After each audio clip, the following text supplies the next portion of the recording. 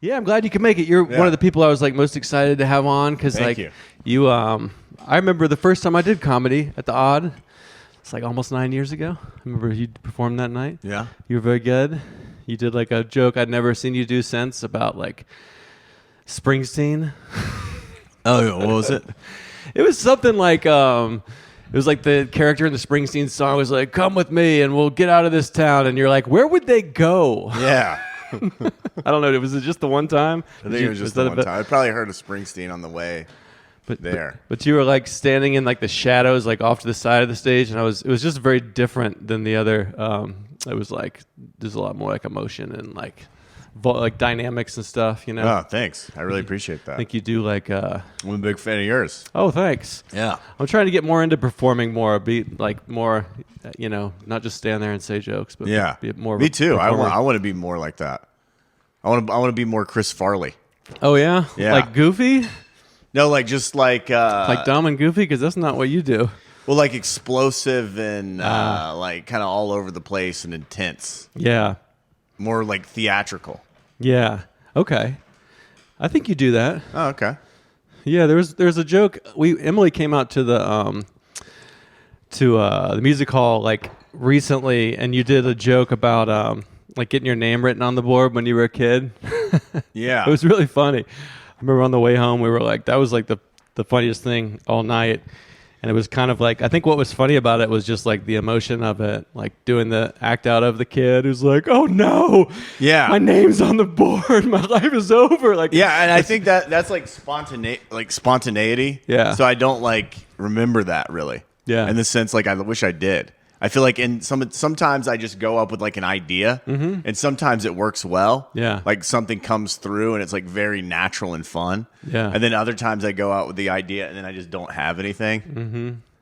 So you haven't necessarily like written the punchlines yet. Like a lot of times you're just like, I got an idea that I'm going to take on stage. Yeah. See if I can find the laughs. Yeah, because that's how I started doing it. Like I would just kind of write down what I thought was funny during the week. Like this was like, when I first started, like, a long time ago. And I would just like write down ideas that I thought were funny. And then I would just remember them and be like, "Oh yeah, well, okay, what did I think about that?" Because I think I did like one show a week, maybe two. Right, because there wasn't that many mics back then. Yeah, there was hardly any mics. Practice. Yeah. Yeah, when I founded Greenville Comedy with Nick Shaheen. Now, I always go back to Greenville and I'm like, I tell them that I founded Greenville Comedy. Did you start in Greenville? Yeah, you moved to Asheville later. Yeah, I moved to because you're originally from South Carolina. Yeah, I'm from Greer, South Carolina. So you were part of you were like back with like, was it like Craig Holcomb and Andy or Tom? Well, I was before them. Oh, okay. Well, maybe, then they kind of came along. Well, Tom was there. Peachy Tom. Yeah, Peachy Tom. Yeah. Tom actually kicked me out of No Expectations Comedy. Oh, yeah? Yeah. Nice. Yeah, because I think we had a fight about Jesus the year before. So Tom was like, "You cannot be a part of this." So I'm not actually one of the original members, even though I was in that period of time. You're like the Judas, or that's not the right character, but the cast out, the exiled member. Yeah, I was the original. exiled member. Yeah, Chris Weathers was like there's like the photograph of you guys. You're like the folded one on the edge. It's like, wait a second, Justin was there though. Yeah, exactly. I was there, but I don't get any. Like my name was. I never got to do the shows with him. But Katie Hughes. Yeah. Chris Weathers.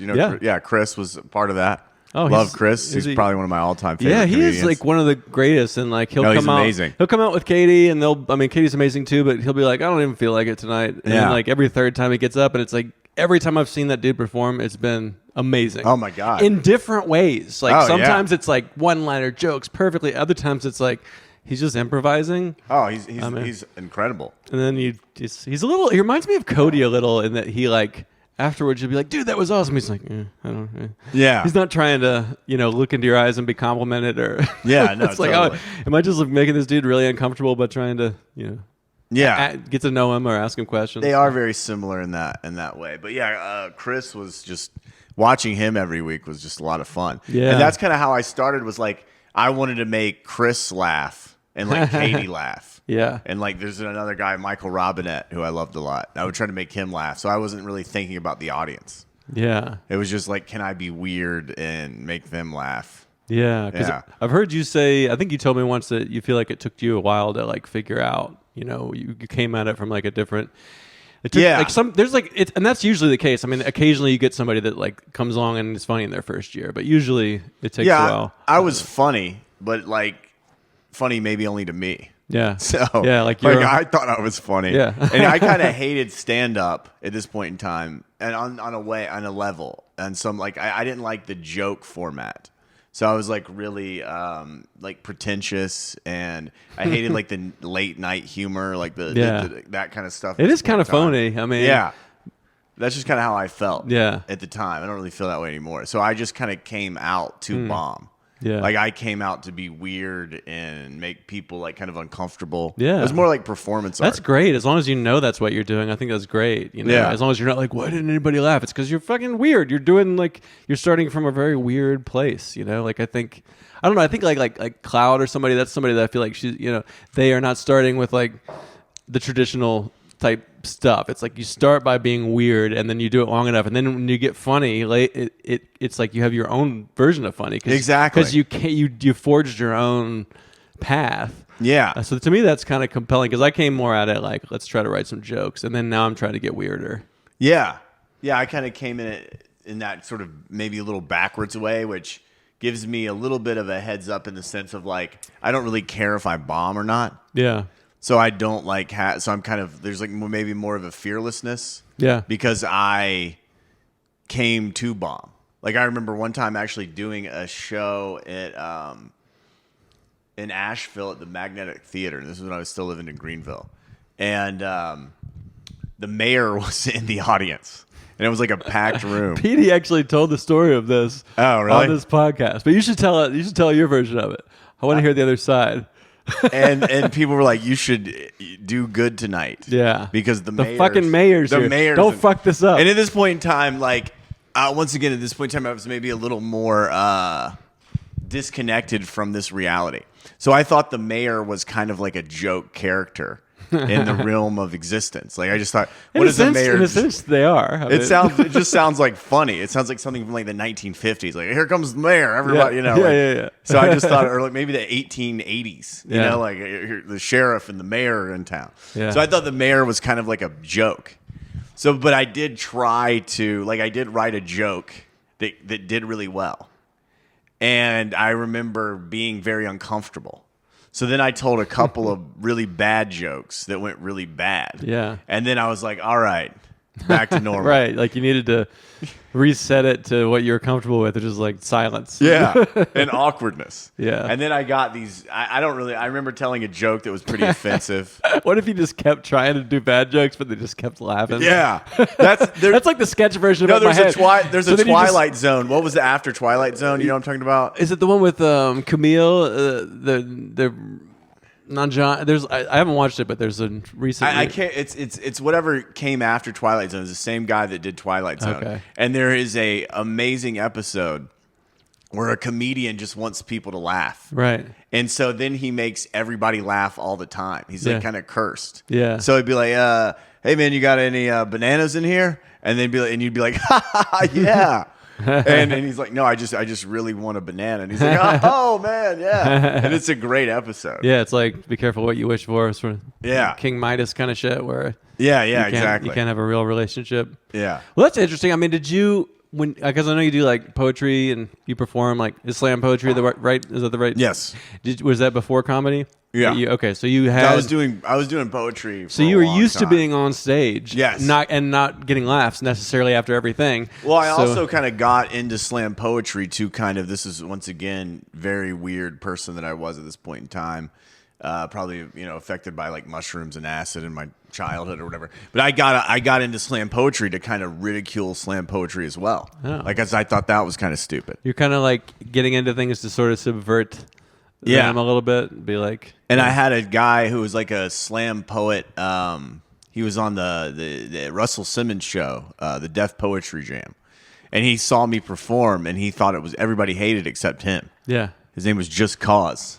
Shout out to Just Cause. And he's like, dude, I love you. You're awesome. So then he took me around. He was like, you don't give a fuck, that kind of thing. Yeah. Yeah, he's like, you don't give a fuck, man. And so then everyone else is like, this is my poem, and I hope you like me. Yeah. And you're just doing the opposite. Yeah. Which stands out. Yeah, I was just being weird. Yeah. Like, I don't know, like whatever I was doing. But so then as I became more immersed in the culture, I was like kind of, awakening to, wow, I'm an asshole. And so then I started to be more trying to write poems that would affect people in a positive way. And it's kind of similar with comedy. Yeah. Came in there kind of like just trying to be, I don't know, weird or whatever, different. I think that's great. Just myself. I think it's a great way to do it. Is like just start, because that's what's going to happen anyway. Yeah. I mean, unless you're that like 1 person out of 10 who's like funny right away. Oh.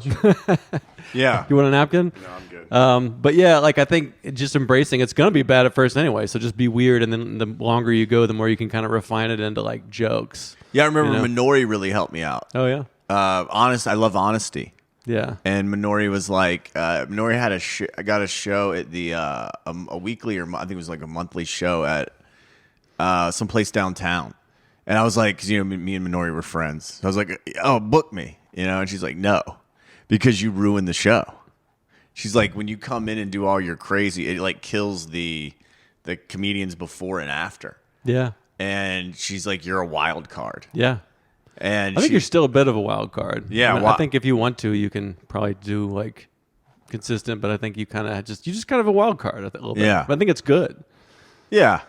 Yeah. I think when it comes to like, if I'm getting paid for the show, right, I'll do a good job. Right. You can do the act or whatever. Yeah. You can like press the buttons to please the old people that pay for tickets or whatever. Yeah. But if it's like a show, like I like to just kind of have fun. Yeah.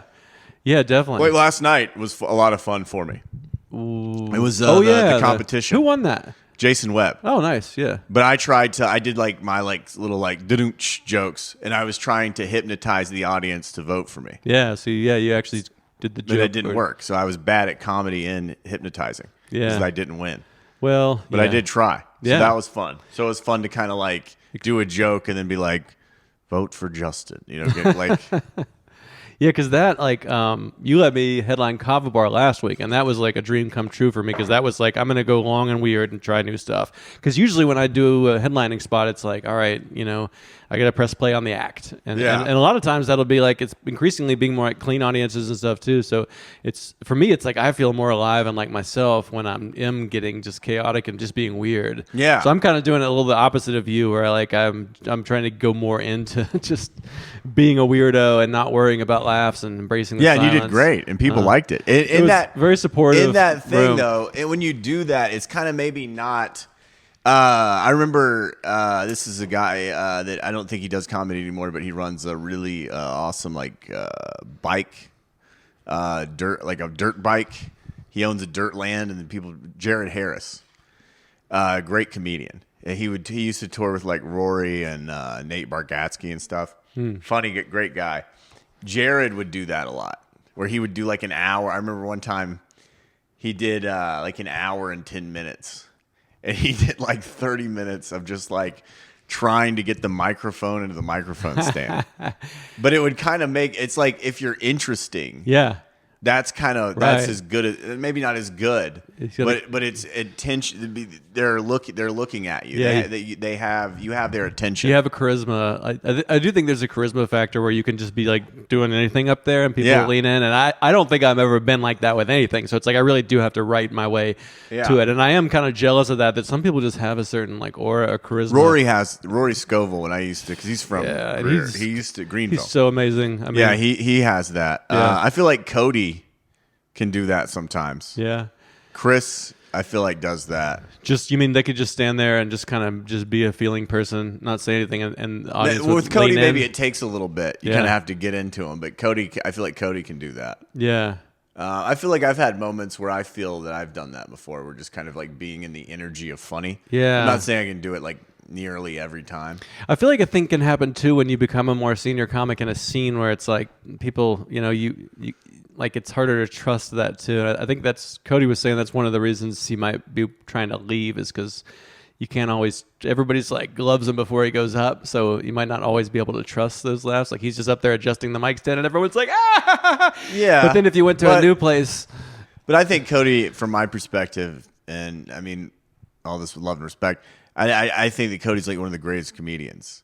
And I think he doesn't understand that about himself. Yeah. Because I think wherever Cody goes, from my perspective, and obviously I'm not with him all the time. You're not with Cody all the time? I'm not with Cody all the time. He's not here. He'll take you with him on his journeys. Yeah. He'll be a little but Justin. I think he would do great anywhere. Like, Yeah. I know when he moved to Atlanta, from the little bit that I heard, everybody loved him in Atlanta, and he was like, "Oh, Cody Hughes." Like, Yeah. comedians love him Yeah. because he's such a unique voice. Yeah. And in my opinion, he's such a great comic, and he never goes for the low-hanging fruit. His stand-up is very intelligent. I mean, he's like you're saying, be weird. He I mean, checks he's weird. all the boxes. He's very weird. He's weird. He but doesn't do jokes the way that he's also not. Maybe not to me. I feel like he's weird, but he's really good at what he does. Yeah. Like, he's phenomenal. for sure. Yeah. Yeah.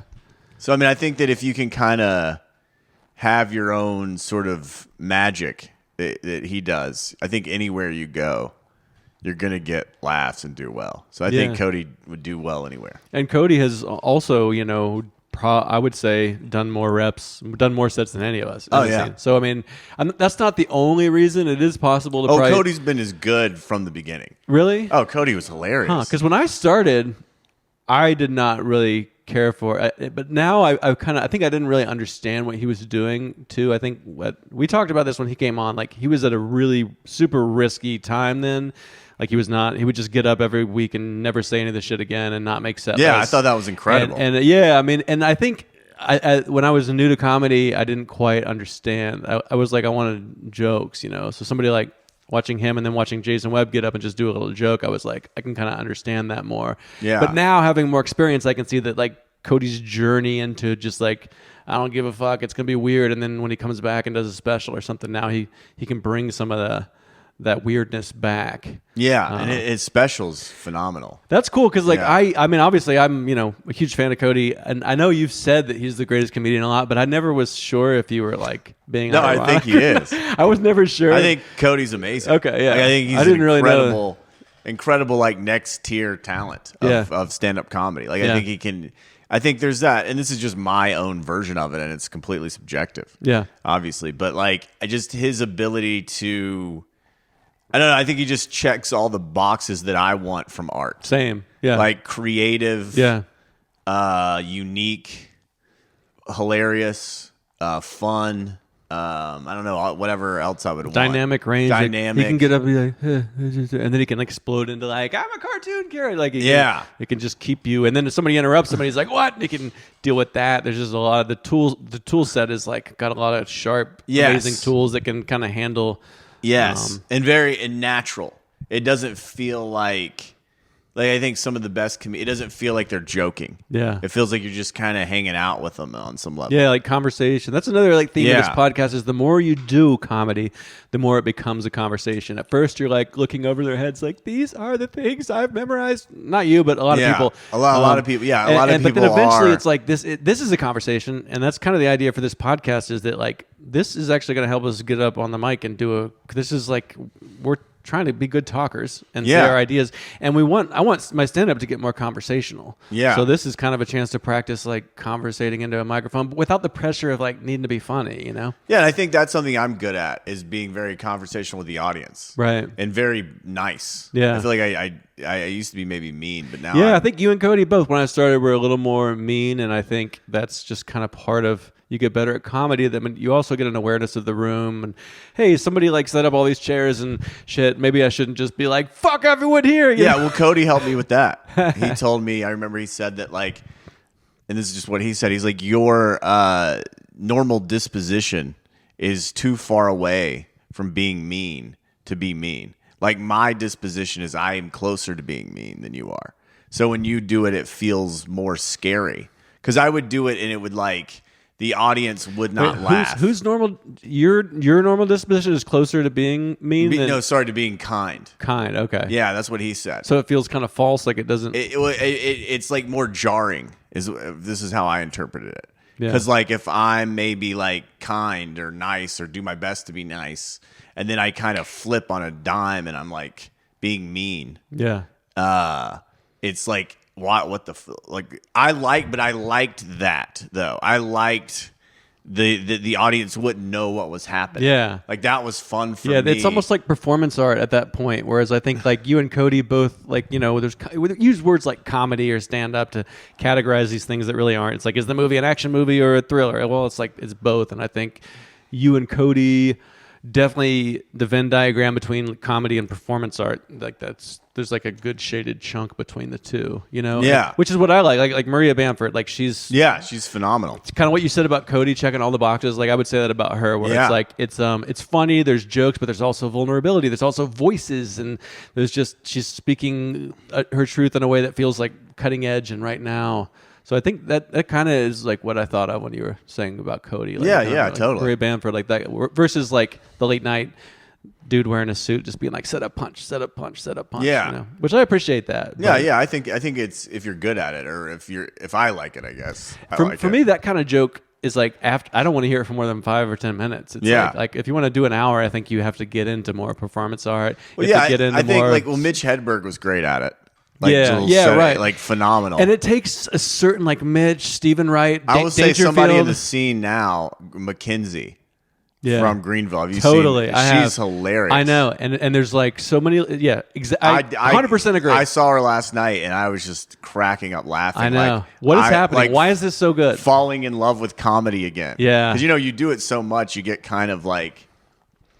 Jaded, or you just seen it all. It's you just seen it all. Here's a new wave of new comics, and you kind of know what's coming. Yeah, it's not like you see the punchlines coming. Yeah, you see the punchlines coming from a mile away. It's like da da da da. And then somebody like her gets up, and it's just like, what the fuck is this? Yeah, exactly. Because there's a lot of funny things happening that are not what she's saying. I mean, she's got the jokes. Yeah. And the jokes are so weird. And she's like, it's like cute but evil. There's like these opposite things happening, but then she'll just like say a joke that doesn't work and make like a noise that's funny. And it's like, there's like just being a care. Like, I'm so jealous of that when you could just, like, that's the ultimate, what we were saying about you don't have to say anything, but like she could probably just adjust the mic stand and move around the stage and not say anything. And I would probably be interested in watching it for a long time. Yeah. Like, who is this alien type? Yeah. Yeah.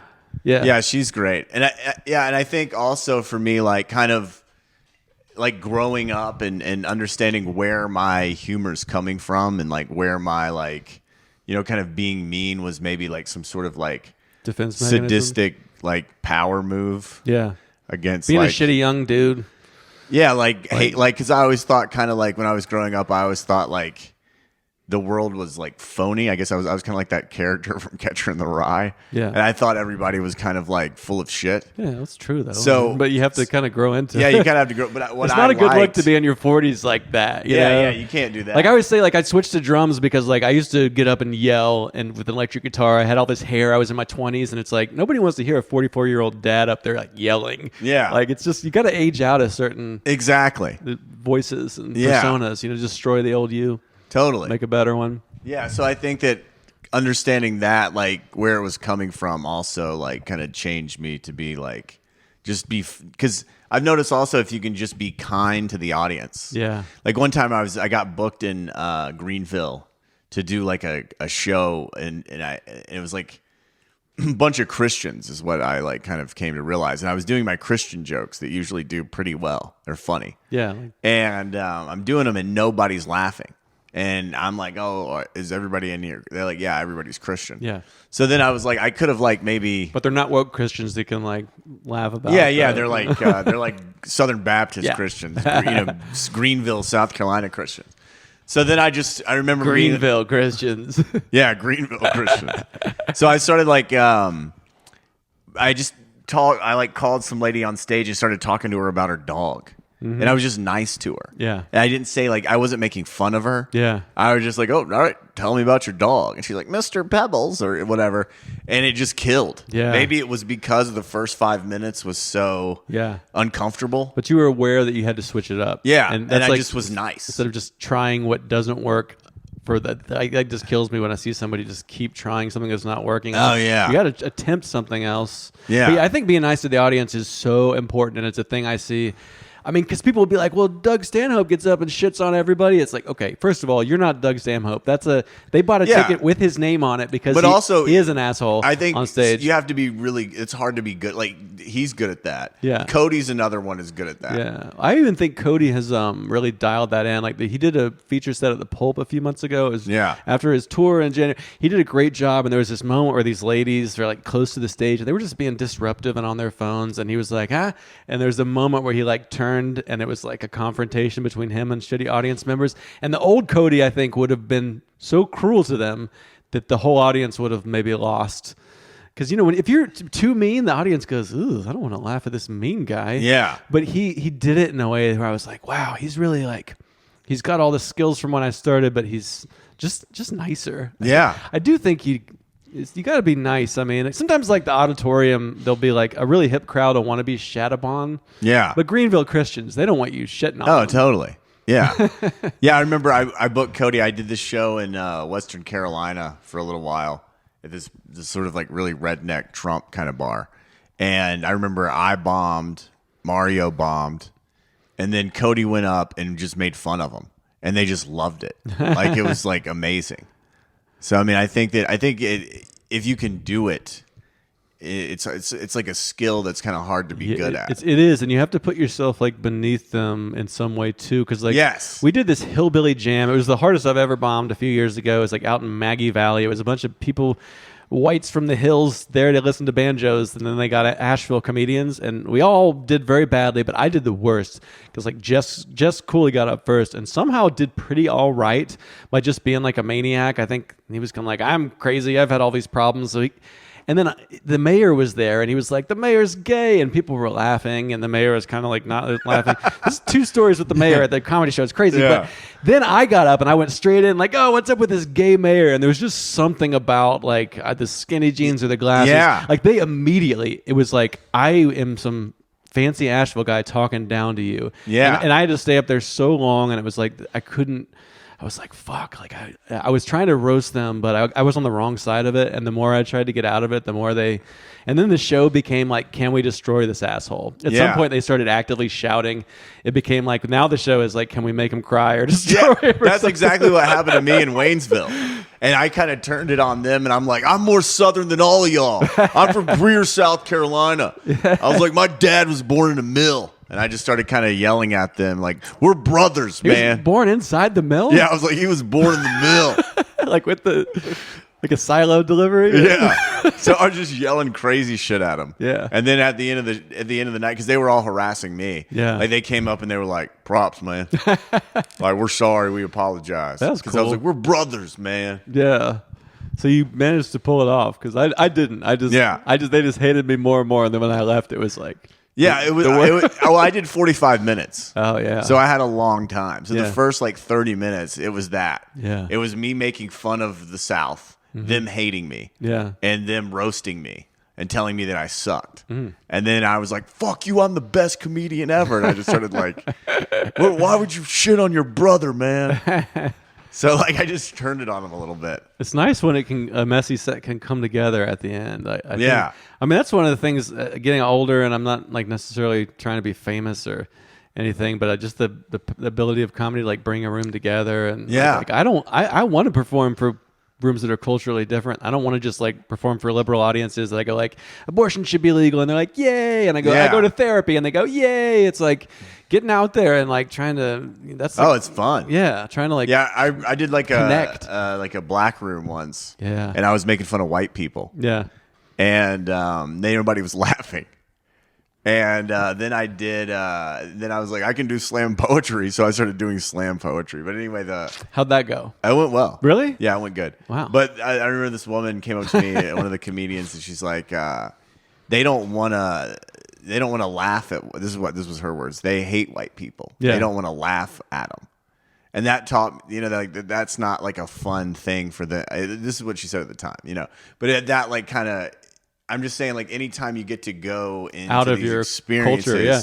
you get way more knowledge. Totally. That's why that's like come up on this podcast too. Is I do want to try to do more black rooms. I've only done them a couple times. Didn't do well, and don't expect to do well. But like the drive back, like bombing in front of an audience where I'm the only white person in the room, is really different than like bombing. Oh yeah. And even like really rural white people, it's like that bomb is like really something you can learn a lot from. Totally. Versus like just bombing at like the music hall again. For, yeah.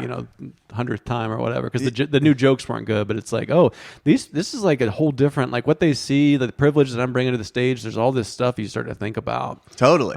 You're getting that feedback. Yeah. Like, and that's what I really appreciate about like comedians that are kind of honest with me. Cause I feel like we kind of live in a world now, and maybe it's always been this world where everybody like wants you to say, oh, you were great. Yeah, great set. Yeah, instead of like, hey, this sucked and that sucked, change that. Like, I would love for people to come up and be like, yo, this joke here, because it makes you better. Yeah. Or like you're doing, because I think I started as like very oblivious, just kind of really ignorant and stupid to what I was doing. Yeah. And when people can kind of call me out and tell me things, I'm like, whoa. Because you can't always see where you lost them. Like like when the comics up there and they're doing well and they say that one thing and you can see exactly where they lost them, but they don't know. Yeah, it's like I would want you to tell me afterwards. Me too. Because like I don't need to spend the next 3 years trying to figure it out on my own. Just tell me what the fuck you saw. I did like before I did comedy, I did like a Toastmasters for a year or two because I was so afraid to public speak, and I missed the critiques because it was always like here's a grow and here's a compliment. So it'd be like you would say like here's something you could do better. It's just someone's opinion, take it or leave it, and also here's something you are doing well. So you're not just getting your ass kicked. Yeah, but I wish we did that more. Me too. Because I'm down, but I'm sometimes afraid to. Well, you can do it with me if you ever want to. Okay, I like it. Yeah. I don't know. Should we do it now? Do like one thing we could improve upon and one. Yeah, I'm not really prepared for this. I I think I've kind of already complimented you on the you can critique me. I think just the emotions you bring and the dynamics are really cool, and when you're kind of trying to find a punchline on stage, you seem comfortable. So that's like it's exciting to be in the room for all that. It's kind I of usually have good energy, which carries me pretty well, and a lot of energy too. Yeah, a lot of energy. Like you're not good low energy, so I cannot. Yeah, so I can be like I cannot be that funny. Yeah, and my jokes can be kind of mid. Yeah, but if I'm bringing a good energy, like last night, and maybe these jokes are funny. I don't know. I've been doing them for a long time.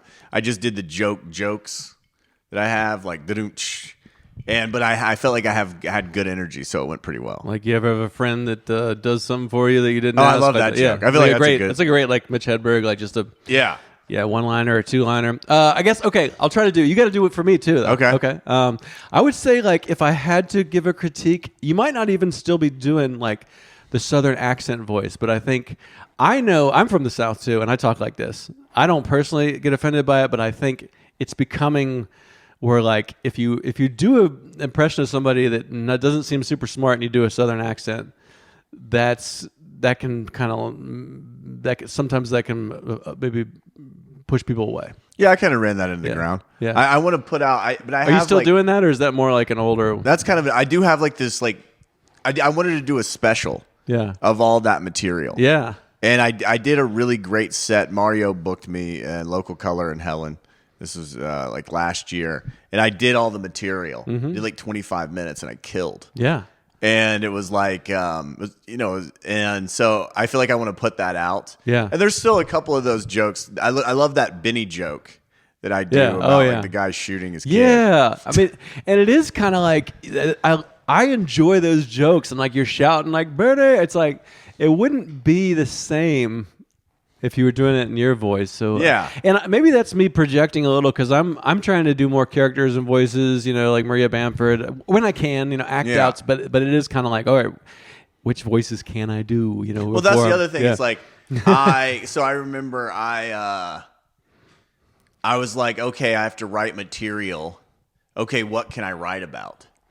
Like, what can I be funny about? Yeah, and it's like, well, I grew up in the South. Yeah, I'm still in the South. Yeah, you're a Southerner. So yeah, I'm a Southerner. I went, like my joke about like the rednecks getting together and shooting guns in the air and singing Dixieland, like that. That was an experience that I had where people are in the field singing Yeah. you know, Dixieland or whatever the fuck they're singing.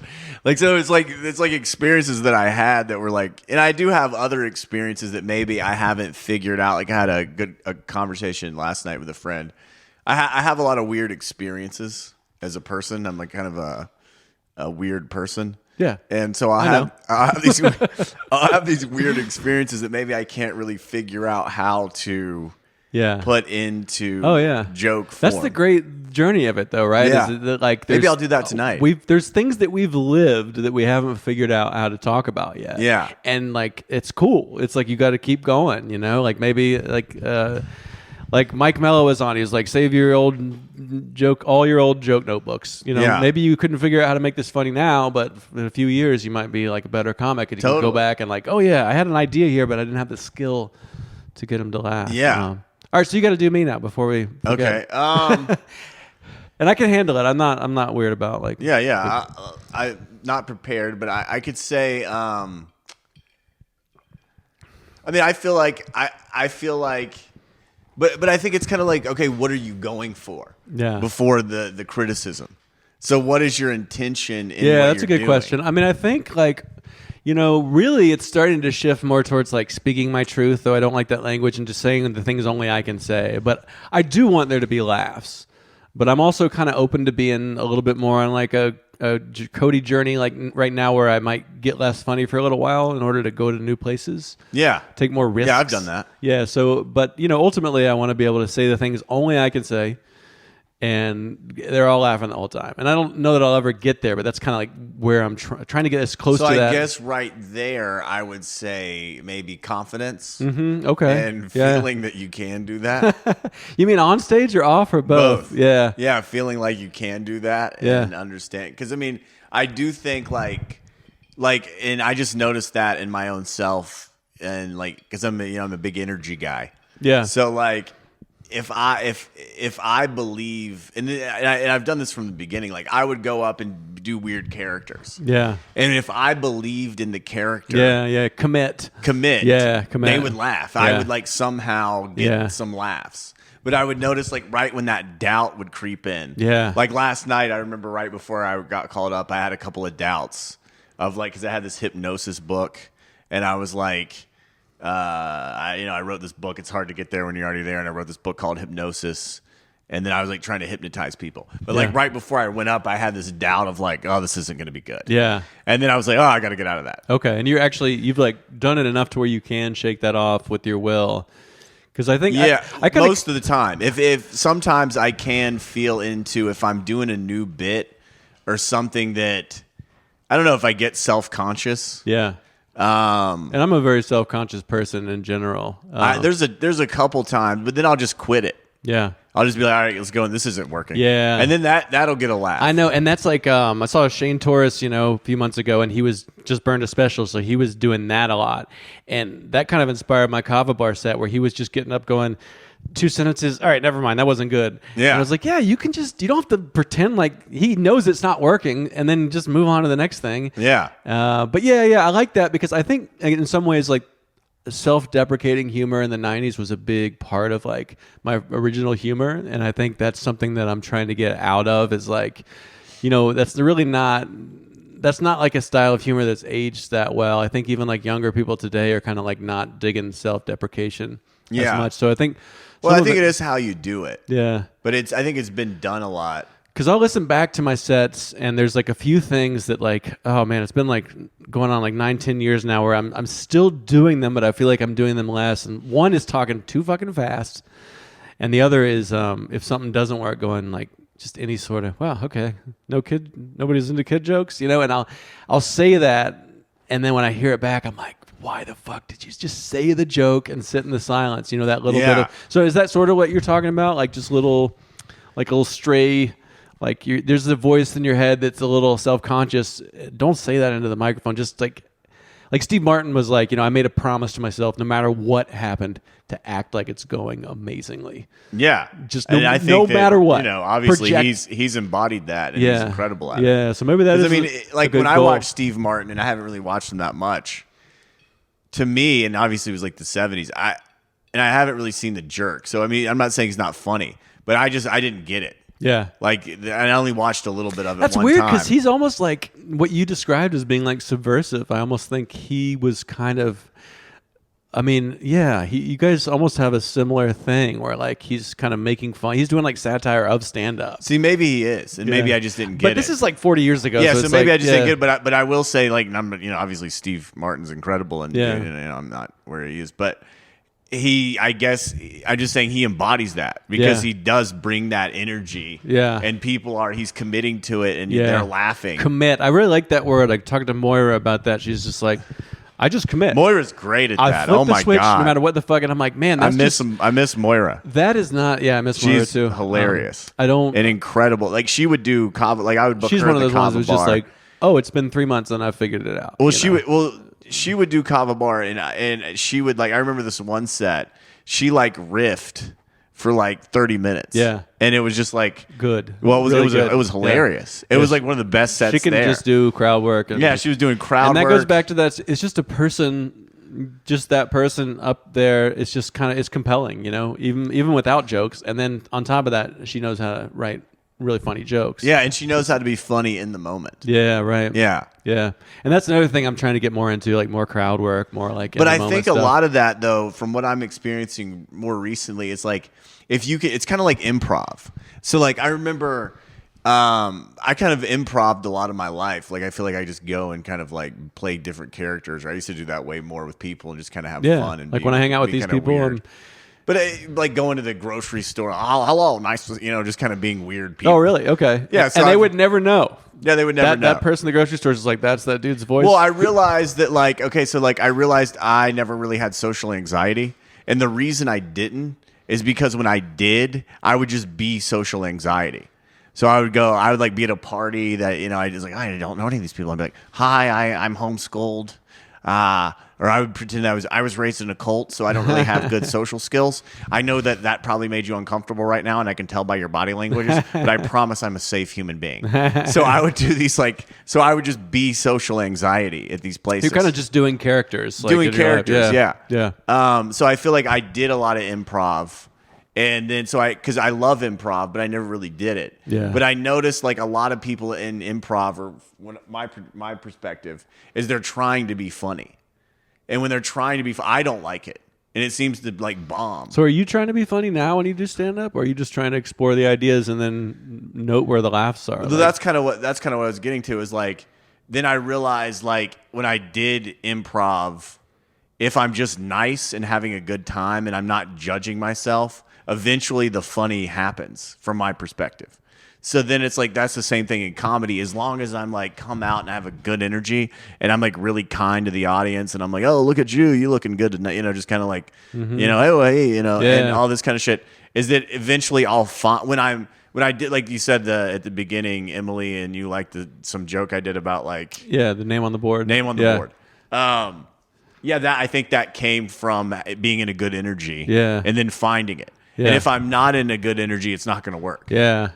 So I think it is kind of like trusting that you're going to get there even if you don't. Yeah, like being in a good mood. Yeah, being in a good mood. I actually just heard that like from Pete Holmes. I was listening to his podcast a little, and he was like, most of my comedy is just being in a good mood. Oh, yeah. And it's like, it's kind of like the simplest, that's almost like the simplest, like my kid might say that, and you'd be like, it's punchlines, there's more to that. But it actually kind of, it's true. That is a way to do it. It's a way. It's not, but it's a way. That's what's so interesting. It's just so many different ways. And I think, we were talking about Cody or somebody checking all the boxes, and it's like. Yeah, Cody doesn't have to be in a good mood. Well, I think maybe he's done it so many different ways that now now he doesn't have to be in a good mood. Yeah, I don't know if he ever did.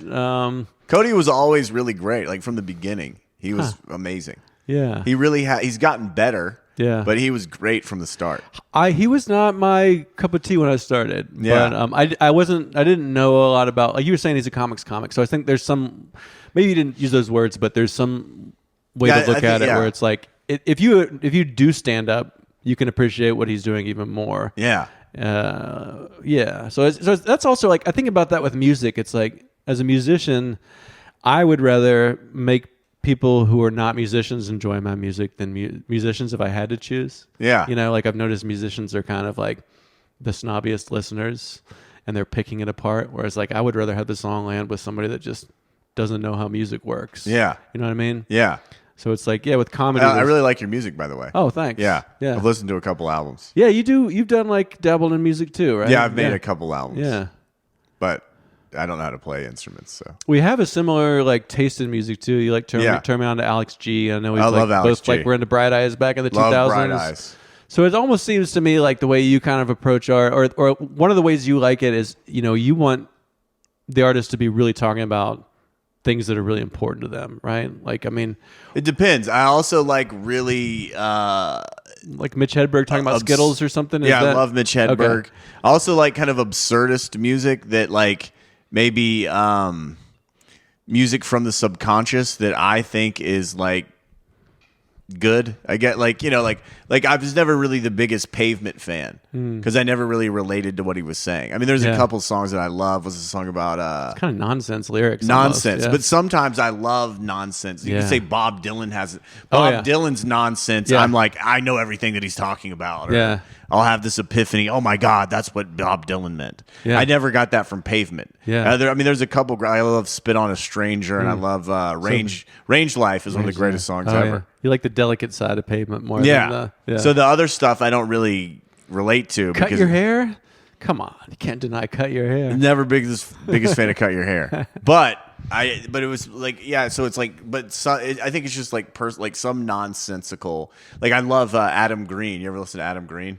He was in the Moldy Peaches. Name. Oh fuck. Oh, I do know that. Keep going. I'm gonna switch the battery out. I do know that. Just that one song. Yeah, his nonsense to me was really good. Yeah. For whatever reason, like I loved Adam Green's nonsense, but like the Pavement. It's interesting. I think it's just kind of like what you relate to based on your life experiences. Because then you'll also have like the albums that you don't get at the time, and then you have more experiences, and then you get them. I remember I growing up, I used to steal CDs from my friends' parents because I would like hear like, oh, this song is awesome, and I remember I stole "Dark Side of the Moon" from like this girl's dad. And I listened to it because I was like, oh, I'm supposed to like this because everybody says this is a classic album. And I didn't understand it. So I love it now. But then I started, then I got into college and I was high all the time. And then I played Dark Side and I was like, oh my God. And then I watched it with Wizard of Oz. And I was like, holy shit. This is incredible. So I think that has to do with it. And I think it's like, the same in comedy. Like, where are you at that creates you, does it hit you at the right time? Yeah. Because that's a lot about music too. Oh, yeah. Yeah, I know. It's like you come back and some of my favorite albums from the 90s sound really dated and shitty now. And then other ones, I'm like, whoa, it sounds like Hole. Like I didn't really appreciate Hole. Yeah, Hole's now amazing. I'm like Hole is as good as Nirvana. Yeah. And, I'm not going to go that far, but I mean, I think, I'm glad you are. I'm just saying. I'm taking it all the way. Yeah, you're taking it there. But we don't need to. There's something else I wanted. Yeah, okay, wait. What was it back? There's something I wanted to zoom in on, like talking about like word salad, like Dylan or Malcolm S, just kind of like a bunch of randomness. And this is something we talked about when Cody was on too. He has these writing regiments that he does where he writes a little each day. He does morning pages. Morning pages. Yeah. You can just write whatever. And he was like, I had to stop doing that because I started getting so stream of conscious that what I was writing was just utter nonsense, like not coherent, just words. And I was saying, well, I think even if you try to write the most random, nonsensical things, if it's coming out of you, it does reflect what's really going on inside you. Like I have this idea that you actually can't be random. Like if you're just trying to be weird or do a weird character and you're like are just reaching for randomness, it still is true to you. No, 100%. Like I agree humans with that. are really not capable of randomness. Yeah.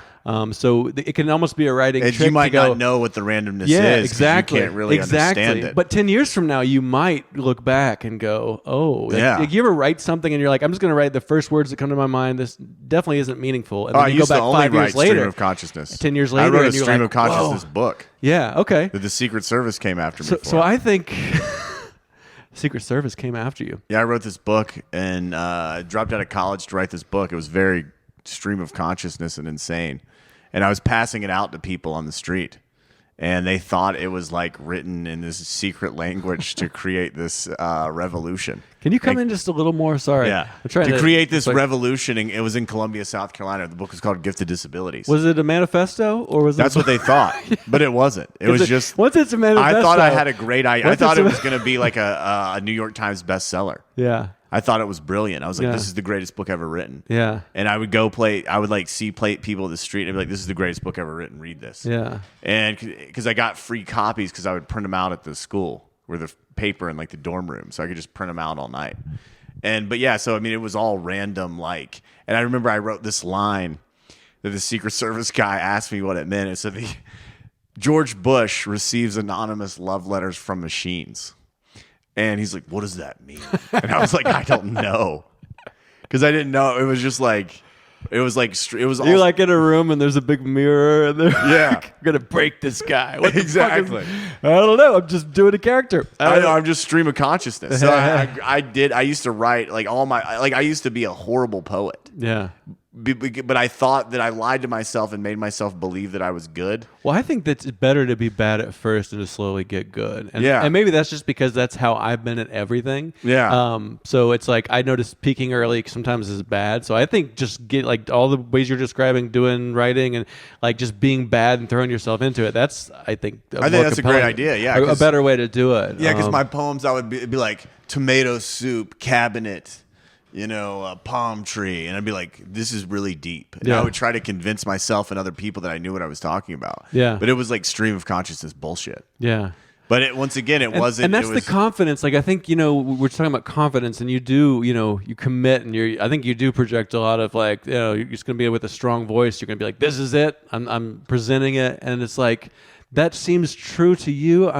You really got me thinking about this confidence thing because I come from a family like we're not a confident people. Like the fact that the fact that I get up and do like public speaking, they're already like, oh my God, no one's ever like not even whether it's good or not. They're just like the fact that I'm doing it is already amazing. Wow. Which is not that I don't take that as a compliment, but I think for me it's like if I really am kind of a self-conscious, insecure guy, or that's kind of like in my DNA, I want to be more confident, but also being confident in yourself. Yeah, exactly. Yeah. So because it's like insecurity. That's funny. The authentic me is like not entirely confident. Yeah. But I think I'm getting more confident with age and the humbling life shit that happens to you. So I think I'm getting more confident, but I don't know if it's realistic for me to ever fully be confident. So it's like trying to like be confident. Being confident and not being confident. Yeah. And what does that look like? I think that looks like... Is that like Mackenzie or something? We were talking about her. Like, is that... Yeah. She doesn't project confenness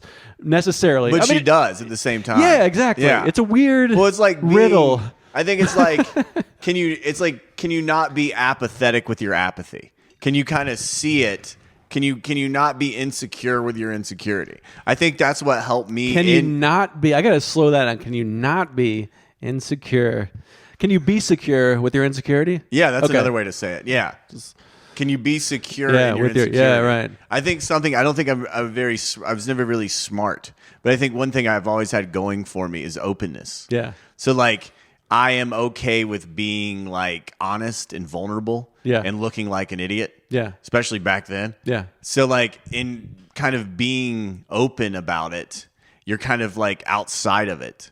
And then when you're outside of it, you can kind of maneuver it and work in with it instead of like holding on to this like insecurity. Like and what is smart anyway? Because like I have kids and they're getting a little bit better at measuring like the different emotional intelligence and stuff too. But it's like we grew up, it was like if you can fucking do math and read well, you're smart. Yeah, it's like I remember my mom. Like what about like being open to other creative ideas or being able to read a room or being able to work with people? Like how is that? Yeah, that's you're gonna do much better in life with that. Like I know a lot of I work with people that are fucking geniuses at math, but they can't relate to people and they're assholes. Yeah. And it's like, that ain't smart. I used to get in fights with my mom about that because she'd be like, why can't you be more like Andrew Primack, who like made all A's and I graduated with like a 1.2. And I would be like, fuck Andrew Primack. Like, he can't even. This is the theme of the new comedy. Yeah. Why can't you be more like Nate Bargatze's mom? Oh, yeah. That was that was another real thing that my mom said. So I should be telling my kids, like, why can't they be more like other kids by name, right? Is that Yeah. Yeah, exactly. Why can't you not be you for me? Yeah, exactly. That's basically what my mom was What the fuck saying. am I supposed to do with that? Yeah. Except you can make a joke about it. That one. Yeah, that is. And my that mom is a good thinks that thing. joke is funny. I've told her that one. 'Cause Yeah, I've had that joke she can forever. laugh about it. She laughs. That's at it. awesome. Yeah. Hell yeah. Yeah. What about your dad? Is he laughing at it? Has he heard any of those jokes?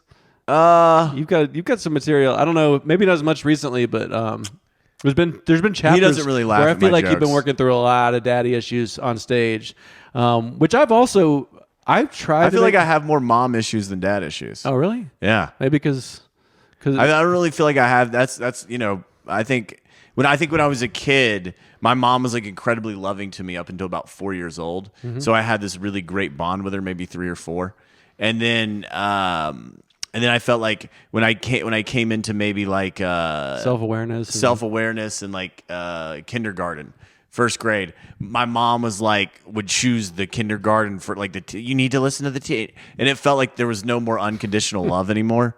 So then I went into like being sort of like a hell raiser and going against my mom. Yeah. So I don't really have too many issues with my dad, even though my dad was like this kind of angry. I mean, he's also like a cool, nice guy, but he was also kind of this angry. Oh, I would more based on the comedy. I masculine. would have guessed more like daddy issues than mommy issues. Yeah, I don't. I mean, I have both too. Just for the record, I'm not.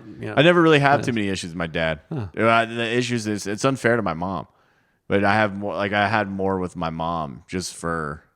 Yeah. I mean, it's interesting just to get on stage and be so personal because you share so much, and then it's like, I think about this, like what I think I'm sharing and what I think I'm presenting publicly, and then what people are seeing, and what the difference is, like. Yeah. I don't really think about that. Yeah. I probably, yeah. Yeah. I mean, maybe it's not helpful to, but yeah, I mean, because part of doing comedy is watching comedy, Like, Yeah. I think watching like a bad open mic is really, you can learn like more from that than watching like a special where everything's like perfect, Totally. Like Yeah. watching like how it doesn't work in different ways, and then seeing like, oh yeah, maybe I do some of those. Yeah, and because things that special, he's done that like Yeah. 1,000 times. It's almost like the fakest version of comedy is the special. So it's kind of weird to me that it's like special. It's like, it's all in a way, like you go to like Root Bar Odd. To me, that feels more like what comedy really is. Yeah. Because it's mostly not good. Yeah. But then people are just most people only see Netflix specials and they're like, that's comedy. It's like, I think the Root Bar on Sunday night is arguably more comedy. I mean that's like a small percentage of comedy. Yeah. The more percentage is like Root Bar on a Sunday night where people aren't really good. And then there's like, some homeless drunk vets, and there's like a person up there trying to be vulnerable, and there's this disconnect, and it's like, it's like, that's pretty. I mean, at first I was like, you got to get the laughs, but now I'm like, that's kind of like more interesting in a way, Yeah, I like my Root taste Bar is getting more because I feel like I don't have to be funny there. Yeah. Like right. I just go up, like I told this story that happened to me in my life that I was like working through last time. That I went up there. I think it was like maybe 2 weeks ago. Yeah. And people were like, hell yeah. And they were like on my side, and it was like a good time. And maybe I was like having fun with the audience a little bit, but there wasn't really any jokes. Yeah. It was just me saying how I felt. Yeah. And they're like kind of in it. That's kind of what I like about comedy. Were they laughing, or were they just into it? There was some laughter. Yeah. Because the way I feel about it, like if they laugh, that was a joke. Yeah. You know what I mean? Yeah. And sometimes that's just making a facial expression or an accident. Sometimes it's a well-crafted punchline, but it's like... Or it's like even how you say it. Yeah. Oh, yeah. You Yeah. ever like yell something and it doesn't get laughs, and then you say it like quiet and it works, or you find out... Yeah. You're like, oh, fuck, I just needed to like tweak that one. Yeah, or even if like maybe not even... Like I have a couple jokes that aren't really that funny, but I say... Like I have this joke that's like, I can make this joke... Talking about when I make my Christian jokes, like I can make this joke because I'm Southern Baptist, because I was raised Southern Baptist, and I'm God. And it's not really that funny, but the way I say it, I'm God. Yeah. And people laugh. And I noticed that like a lot of jokes are kind of like how you say it in your voice. Yeah, right. Yeah, like Nate Bargatze. What you said really before, like how somebody like that. What your relationship is with the audience too. Like if you've like already kind of made them uncomfortable with some Jesus jokes, and then you're like, I'm God, I could see it getting worse. But if they like you and they trust you, You know what I Yeah. mean? I think a lot of it's like your relationship too. Totally. Like if you start with a dirty joke, that can be a lot different than like doing a dirty joke 15 minutes in after you've been like, hey, I have kids. We actually have some things in common.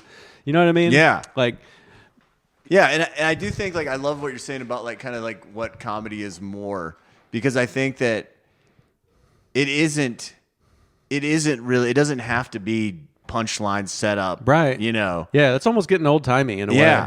way. It can The just late be night- like I'm going out there, and if they're laughing and they're enjoying it, Yeah. then you're doing comedy. Yeah, it's interesting. I did this podcast with Alex and Sarah Love last week, and I've been talking like I talked through a lot of my ideas on this podcast, which is one of the things I like about it is that like I kind of came more from like jokey jokes, set up punch, and I'm trying to get more into this like just weird new world of what comedy is. And to me, it feels like the jokey jokes are like almost getting old timey, and Yeah. comedy's Maria Bamford's like doing what comedy might be, but then Sarah was like, yeah, but there's trends come and go, and there's They do. always going to be people are always going to want like classic jokes. Oh yeah, and that's I was true. like that really stuck with me because it's like, yeah, you do kind of always want like somebody like, there's a new guy, James Rocco. He's kind of like figuring out how to do comedy. Yeah. but he's getting up and he's just doing jokes. There was a guy named Keenan or Keegan that's in our scene. Like we don't really have a lot of guys that just do like the one-liners, like Yeah. I kind of like having one like a Rodney Dangerfield or a Mitch around, like we Dimitri don't. Martin,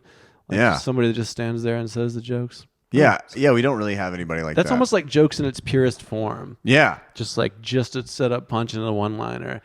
yeah, and I think that it's like hard to be, at least for me, because I'm like kind of pretentious and have seen a lot of it. Like I'll watch like maybe like a clip of like Kill Tony. Yeah. And I think all those people suck. Yeah, Because it's just like they're just saying the joke. They're trying to do the jokes. Yeah. And then they're just saying like the most fucked up punchline that you see coming. It's Yeah. not like creative. Yeah, shock, It's like shock yeah, value. shock value. And I think that there's a lot of like I think when I started and wrote a couple jokes, I did this shock value. Yeah. And it's like abortion, rape. Exactly. You can just do that and get a reaction. totally. But like that's why I don't like what's his name. The guy he was on, he does shock Anthony Jeselnik. Oh yeah. Because he just does he just says the most fucked up. It just doesn't feel like it feels easy, and maybe it's not easy to like do that and be that person or something and spend your life in that energy. Yeah. But it's like it just seems like really easy. Like You don't appreciate the craft of the jokes though. Like I just see him like he it's is an just asshole. He plays the villain for sure. But it's not. It's not.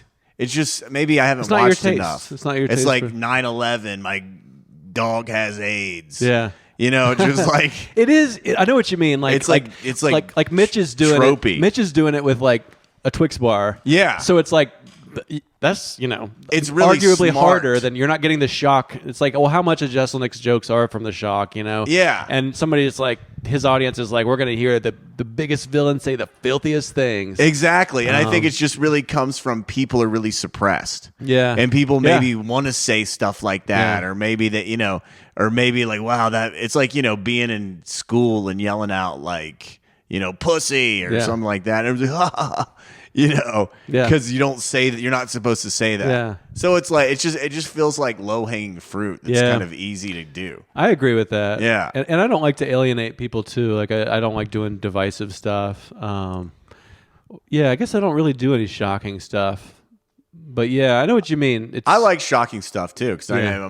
I do things that I don't intend to be shocking. Yeah, but it goes That's it goes where those I'm places. kind of thinking. But it's like if it's I don't know maybe if I think it's like am I trying to be shocking? Yeah. Versus like It I just had happens thought. as a side effect of shocking might happen as a side effect of what you're trying to do. Yeah. But you don't start with being like, okay, let's see, what am I going to talk about tonight? Yeah, let's do the incest boxes. and Yeah, pedophilia. incest, or- yeah. Yeah. Yeah. And you go to open mics and you hear so many. It's just like the bad dude in his first year only having jokes about pedophiles. And, Yeah. and he hasn't even figured out how to write a good joke that's not about pedophiles. So Yeah. it's like maybe figure out how to write a good joke before you try to also combine it. And yeah, you can sense that they're like, yeah, but I just say that word and people, I get something. Yeah, And exactly. it's like, yeah, but that something is really not, I think at first it's like just getting an awareness of the room. I don't know, maybe doing poetry and stuff before, maybe you kind of had more of an awareness of the room, but I didn't really have an I think awareness. for most people, or for me certainly, it's like the first few years of just trying to like get relaxed, and I'm still trying to get relaxed, get relaxed, get confident, be your authentic self on stage. You're up there with a mic and everybody's staring at you, like just to even I think be comfortable with that. Took me. I'm still trying to. I think mushrooms really helped me out with that. I think I ate a lot of mushrooms in my early 20s. You don't do that stuff anymore. I don't though, do right? it anymore. But that's the way to do it. Do it when you're young. So and I think that made me not really give a shit about being on stage. Yeah. I rarely have anxiety. About performing. Sometimes I'll get it in slam poetry. That's pretty rare. That's pretty rare. I want to say. Yeah, I don't really most ever people have are it. not. I've had it in comedy. Like I remember one time doing a show where everybody was killing. Yeah. And then that gave me anxiety. Yeah, you're like because I was like I could just go up and fuck this room up and be weird. Okay. And see if it where's it if everybody's bombing, you're like, well, the worst that could happen is it just stays bad. Yeah, then it's fun. It's not gonna be my fault. I can bring it up. Exactly. Like that's fun. Oh, everybody's bombing. I'm just gonna keep this energy going. But yeah. So what about when you were like a kid and you had to like do a line in a play? Were you never scared of public speaking? You were always just like, oh, this is fun. Did you have to do the mushrooms and shit to get to the point where you were? Maybe it was always there. The mushrooms brought it out more. I don't remember having. I remember. I always never took things seriously. So like I remember this one time. I don't know. This came into my head where it's like public, speaking. Like we were supposed to do Shakespeare. Like et tu Brute, that speech, or one of those speeches, like fellow countrymen. I don't remember one of them. To be or not to be. Yeah. And there was a girl who went up. This is like 10th grade. She went up and she was so scared of public speaking. She went up and she did it. She did like 2 lines and then just cried. And it was like maybe 3 or 4 people were supposed to go a day. Yeah. And she was one of them. And she went and she just bawled. Just wept in front of the class. And I found out like the next day she got an A. So I was like, oh, fuck, I'm not going to memorize this. So I went up and did that. And I got a 0. And she was like, the teacher was like, because I know that you didn't memorize it. And she did. So That's it was awesome. like. Have you told that story on stage? No. I feel like there might be something there with that one. That's kind of funny. Yeah. Acted out the teacher. Well, the first person to do it, they get an A. If you're just copying if you're just copying the Beatles, then you don't get a fucking A. Yeah, exactly. Like, oh, I was shit. just, I thought I had an A. I was like, I don't have to memorize next it. time, and you like piss your pants, and you're like, hey, nobody's done this shit before. See, that would have been fun. That probably would have got me at least a C if I were to piss my pants. But I was like, hell yeah, I'm just going to cry. So I think it was like not taking. So you cried and you got it back, right? Yeah. I went up and was like, my fellow. And then I was like, I can't do this. And it was like, because crying gets you an A. Well, exactly. That's only the first time, Justin. Yeah, that's only her who knew. So I think that maybe not taking things as seriously and not really caring, not really being. That was the other thing about like being okay with bombing and wanting to bomb almost is you're not outcome focused. So you're just kind of more present. Yeah. Because you're not trying to get an outcome. Yeah, that's exactly where I'm trying to get. I mean, I'll just be honest. I mean, like I've always feared bombing, and it's getting less and less so. But that's really. What's the fear of it?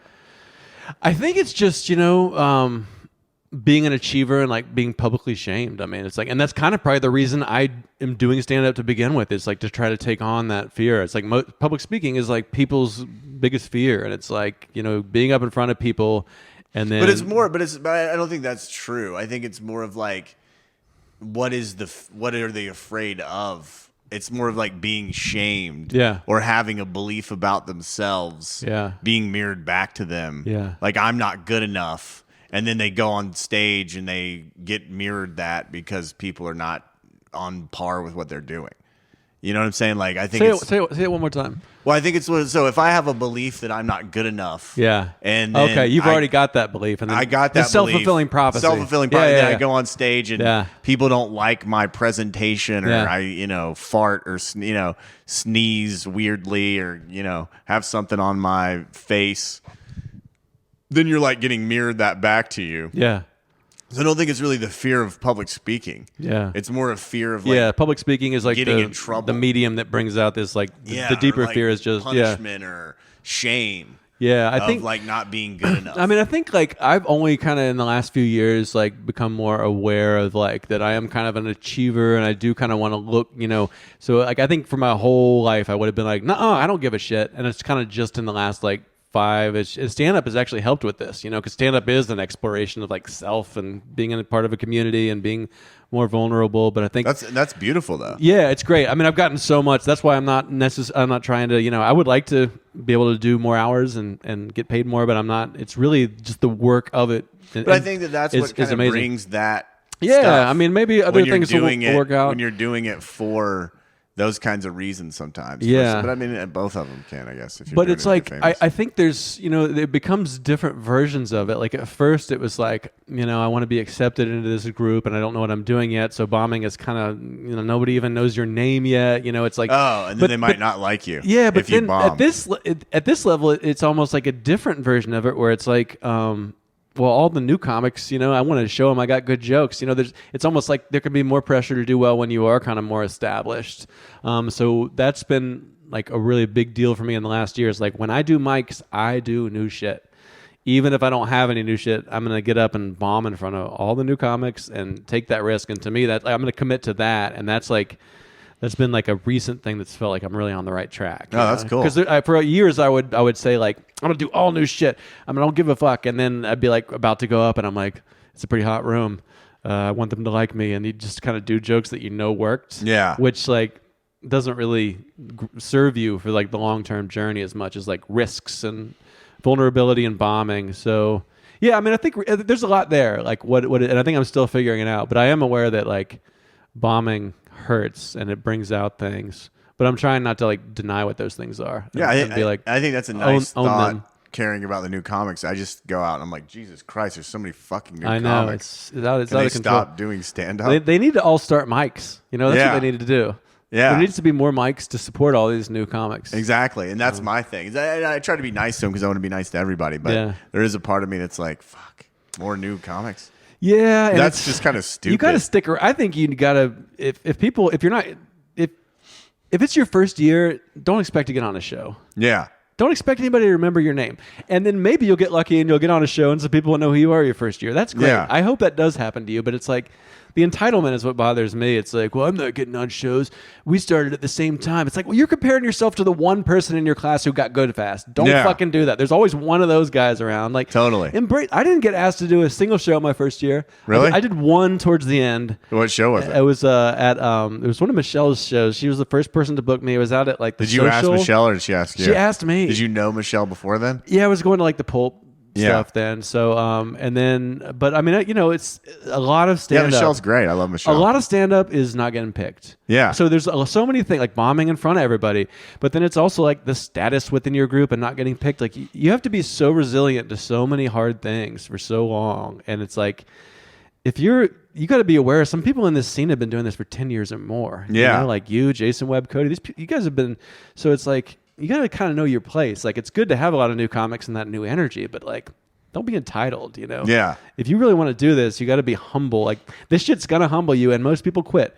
Half of the comics are always first years. Yeah. It's all, and then they quit. Which of this group, like a few of them will be left. Yeah. And then I'll get to know those ones in a few years. Yeah. Like the ones that are left. And I mean, I didn't really understand that at first. Of course, you want to like be accepted right away, but it takes time. That's who was the people about that you came up with? Are they still James Harrod, and I started I love James. and that's why I'm really bummed he's moving. Yeah. He's like, I'm like 10 years older than James. Hopefully he won't move though. He's like my comedy brother. He's like, we're siblings, We started together. James is great. Love James.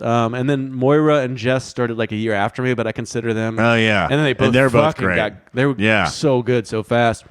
So I was getting, eclipsed by them. Yeah. So those are the ones I had to be like, God damn, they started after me and I'm already you gotta endure all that. Like your ego just has to. Oh yeah. And that's what's comedy's beautiful great about it. that. That's what's beautiful. Yeah, right. I think I've had Embracing a lot of great ego. I had an experience recently where a comedian made fun of me on stage. And I had a really good ego fun story of like like a comedian kind of made fun of me on stage, which is fun. Like Justin is a youth leader gone. I just went up. Oh, it was your show. It was the show you hosted. It was like Justin's a youth leader gone rogue at the pizza place. Okay, yeah. And I had a really good set that night. Yeah. It was kind of weird, but I feel like I got the audience kind of rolling. Yeah. And then they went up and they were like, started making these jokes. And then they were like making fun of life coaches, which is fine. It was fun. It's a good joke. Yeah. And then they were like, all of a sudden, like, Justin's the life coach. And I felt like they just kind of threw me under the bus. So then I got my feelings hurt. And I was just like, what? The joke is like, life coaches don't have, they'd rather be, they don't have therapists. And I was like, well, I do have a therapist, you know? So I'm trying, and then kind of makes fun of me for being sensitive or whatever. And then all the comedians are kind of making fun of me. So then I'm like, okay, why can't I just like let people make fun of me? So then that was a good thing. Yeah. Like a breakthrough. Like breakthrough. You'd say at the end of that night, you were maybe a little different. Like totally. Yeah. Why do I have to control that? Like you shatter that version of yourself. Shatter that ego. And the next day, you're like a little bit different forever. Like comedy will do that. That's what's so beautiful about it. It you is. can be open to it. Totally. And then somebody walked. Then I'm hanging out with this person again. Then somebody walked up, and they're like, "You're so loud." I said, "Hey," to this person. They're like, "You're so loud." And then I said, "Hey," and I thought I was playing the game that they wanted to play. Yeah. And I was like, and there was like it was Clay was another guy that was like calling me sensitive. I was like, "Hey, Clay, this person's making fun of me for being deaf in my left ear. Is that cool? Where's that on the make fun of me scale? You know, you should probably make fun of the kid that would cut himself and slices and went deaf because I got some infection or whatever." Yeah. I literally thought I was like, and then I guess people thought I was weird. You thought you were like, I thought I was I'm playing still having the game. fun, and people were like, "Whoa, that's a little too far there." Yeah, exactly. That's happened to me a lot in my personal life. I'm like, "Oh, we're roasting each other. Here's something," and people are like, "Whoa, exactly. How did we get all the way to fucking AIDS from?" Totally. And then I talked to a friend about it, and they were like, "Yeah, you're bad. That was horrible." Yeah. And I was like, "Oh yeah." So I was like, I don't know how to roast. Yeah. Because my mind, because in middle school I got made fun of a lot. Yeah. So to roast people, in my defense, my dad beat people up, but he would just go like, "You kick this guy's ass," but he never taught me how. Yeah. So my dad was like an ass kicker. He'd just give you that pipe and be like, Yeah, he gave me the pipe that time. That's a true story. He told me to beat this kid up with a pipe, and I was scared to death.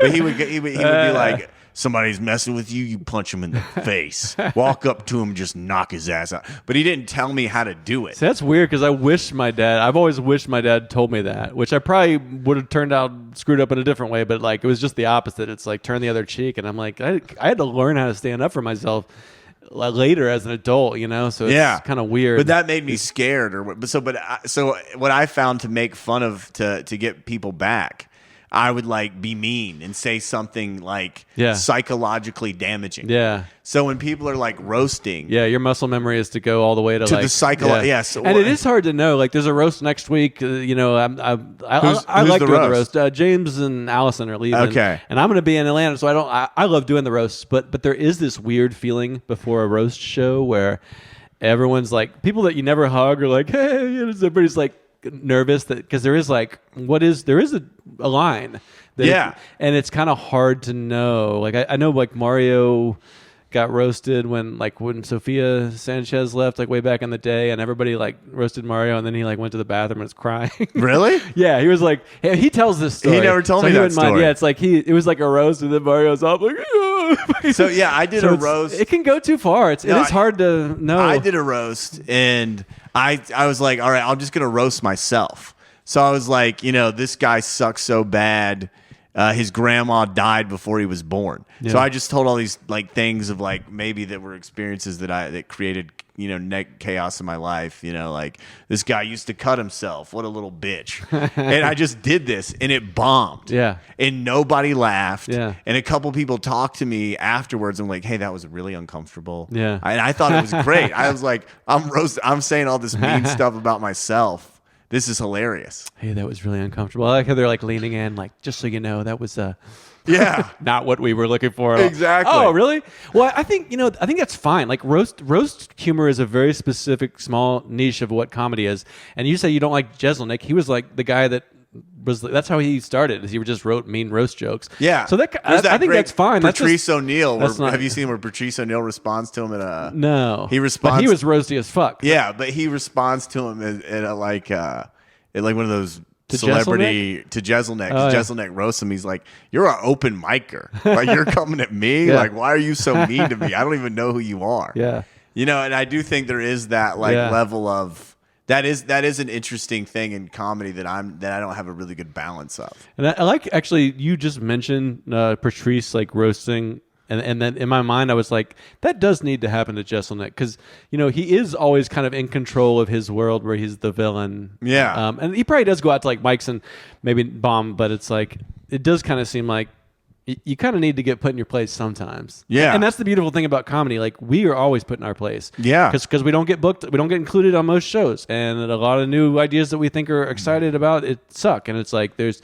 a humility that's built into it that I think is really important. Like, I think our culture doesn't really embrace humility enough. Oh, yeah. It's just like, find a new, better person to be with. Get your car or whatever. It's like, you in order to really be like a whole person, you got to like suffer a lot of humilities and keep like, yeah, pull and yourself look back into together. like that's what I appreciated about like there was a point in time where I felt very like kind of maybe sensitive because I wasn't mean to the other comedians. Yeah. And then they would be mean to me. I'd be like, what? Yeah. Like, It's like Keanu Reeves or something. What? Yeah. So like I feel like that, and that's like sort of this ego that I have that is like like I said, I worked on it. And like, okay, why just let people make fun of me? Why do I care? What am I trying to like prove? It's interesting. You're like making me think of a lot of things because when I joined the scene and you were like, who did you want to like Macon and the crew back then? It was I felt like a much meaner, more roasty culture. Yeah, it was. Now it's like, if anything, I think sometimes when I go to some mics, everyone's like, yay. Yeah, everybody is really it's like, nice. we don't need to support each other so much that we don't know what our fucking good jokes are because, some of us want to get up in front of audiences that aren't, your peers. Yeah. So it's like you can, but I do think that when I started, it was meaner, a little too mean. Everybody was mean. And there was a point where like Jason and Cody, like several people left, and Macon was kind of like he was like the alpha comic, and like I feel like he really set the tone. He's like Patrice level, like just being fucking mean. Yeah. So that was. Yeah, I used to yell at him. He would be like, I remember like one time at Southern, he's like, Justin's like, if you've done tarot cards once, and I just start screaming like, no, I'm not. I am not fucking like that. And when you're doing that, are you like kind of aware that you're like playing a character who's like it's both overly upset? It's kind of both. You're sincerely upset, but you're exaggerating it for sincerely, comedic effect. but it's also like I didn't think it was like that good. Yeah. And then there was also times where I would roast him and he would get mad at me. Yeah. So it felt like it was kind of an unfair thing. Yeah. But yeah, so it would be like it's kind of like it's being outside of it, but also like why are you saying that about me? Yeah. And that it's kind of stupid because it's comedy. Yeah. It's like they're here to make fun of you. That's the whole point. But there is a line. I mean, and there really is. It's like, there is a line. So it's like, I guess I kind of just tend to stay away from But it. I think the line is kind of self-imposed. It's kind of like it's different for each of us. Yeah, it's different from each of us. Yeah, so you look at somebody's face and you go, I think they could handle this joke about themselves, and then you say it, and then you yeah, and then you have to have that conversation because I don't think there is, because I only roast people out of love. Like that's why I like doing the roast, is because like I would love When's to the last roast one you did? James. It was Kenny. Oh, Stampion. Yeah, and that was really fun. And funny because like James Burks was on it, and he like went early, and then he left before he was like, I have to be somewhere, so he didn't get roasted. Yeah. So I had all these roast jokes I wrote for James that I didn't get to say to his face, like, oh, it's like a gnome that's been fed too many hormones. I had all these jokes. So then I try to say them at mics, but then it just comes off as like too mean. Because a roast audience is like, you're there for that. You're there to see people be mean. And so it's kind of safe in that way. Whereas like, what you're talking about is like you just went to maybe do a new set and you didn't ask to be roasted. Yeah, so Macon would always roast. Like he would always say like after when he would host. Yeah. He would always throw a roast in about somebody. And I enjoy Macon's comedy. I did when he was doing it. So I will forgive a lot for people if I feel like they are funny. Yeah, if it's and intelligent. good. But yeah, he's definitely it was just a bully. Like you mentioned Patrice, and that made me think of him. There's a certain style of comedy that's more like old school, like bully, And like I went and did shows in Nashville a few weeks ago, and like they were kind of like, it was a pretty alpha dude, talking about, and so they're gonna like bully you a little when you come in. They're gonna be like, he's gay and stuff like that, and which is like, that's just kind of dumb. Yeah, it is kind of dumb, but I kind of liked it. Like I think in a way it kind of like reminded me of, it was like maybe this is their way of trying to accept me, or maybe I just give people the benefit of the doubt. Maybe they were trying to be like extra mean to me. Yeah, I think, but I think it is kind of like.